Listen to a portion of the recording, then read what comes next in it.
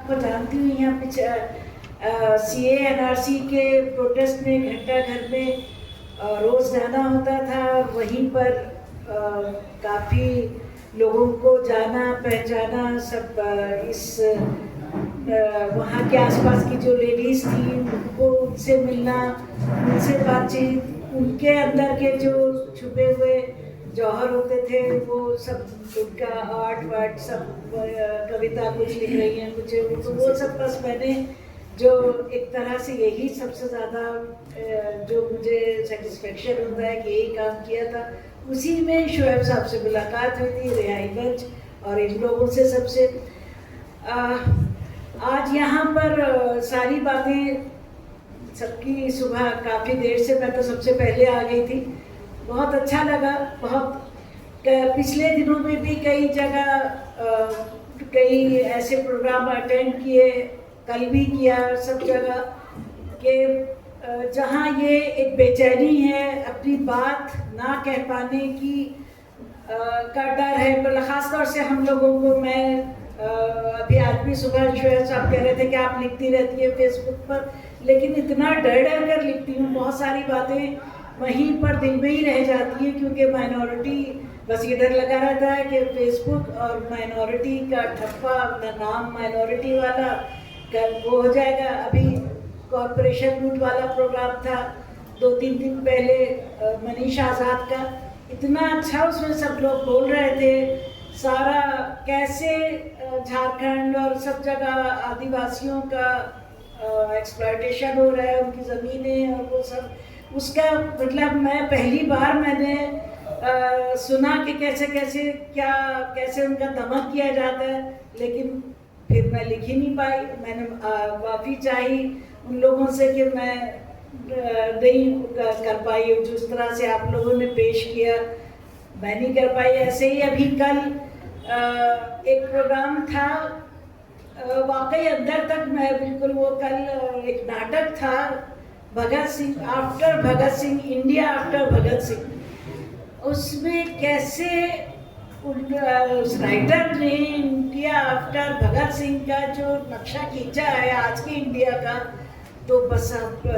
लरज, मतलब बस अजीब तरह से देख रहे थे उसकी एक्टिंग, सब कुछ जो भी कैरेक्टर था। तो लोग कह रहे हैं कि अपनी अपनी तरह से जो जो बात जिनके दिलों में है उसको कह रहे हैं। कुछ लोग सियासी अंदाज में कह रहे हैं, पॉलिटिकल, यहाँ मैंने सुना सब अपना बहुत, वो तो है ही बहुत ज़रूरी। रूपरेखा जी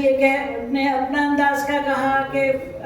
सड़क पर जब तक हम नहीं आएंगे,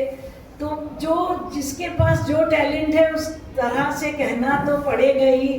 कि हाँ कहाँ कहाँ दमन किया जा रहा है, कहाँ ये सब मतलब सबसे बड़ा जब दुख है जब इस एज में आके जो इतना सब कुछ, वो सबसे बड़ा, यहाँ कई लोगों ने इस बात को कहा कि समाज बिखर रहा है, समाज बट रहा है, हमारा समाज।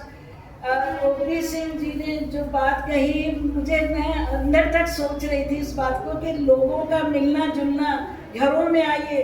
घर आना जाना कितना कम हो रहा है। बिल्कुल सही उन्होंने ये बात कही कि हम मोबाइल, जो वक्त मिलता है उसमें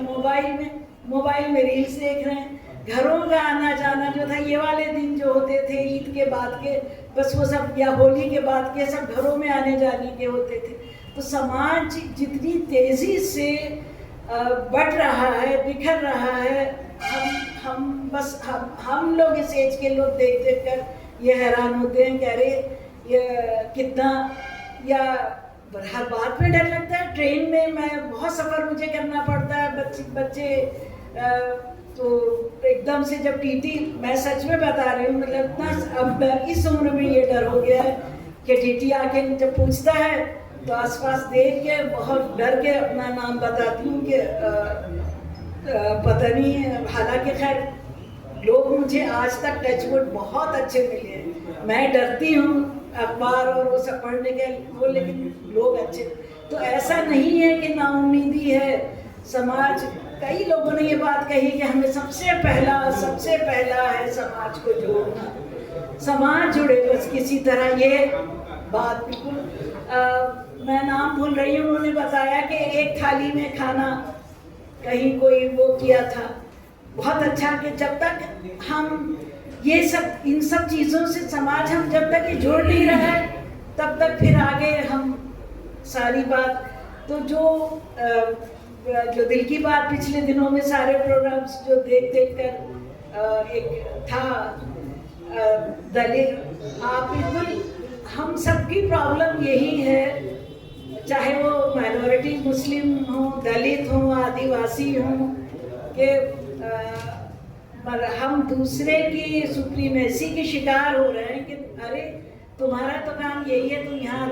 तुम इस जगह पर रहो, इससे ज़्यादा बढ़ना नहीं है, तुम्हें बस ये वाली जो चीज़ है कि हमसे बढ़कर कोई नहीं है, हम सुप्रीम हैं, हम सब उसके शिकार हो रहे हैं और उस चीज़ से डरे हुए हैं। मतलब इस एज में आके हम उससे डरे हुए हैं। हम नौजवानों से यही कहेंगे कि भाई उस चीज़ से लड़िए, बताइए उनको, अपने टैलेंट्स को निखारिए, अपने बच्चों को बहुत ज़रूरी है बताना कि समाज, हम जिस समाज में हैं जब तक एक नहीं होंगे, जब तक हम जुड़ेंगे नहीं, तब तक हम आगे नहीं बढ़ पाएंगे। बस यही है।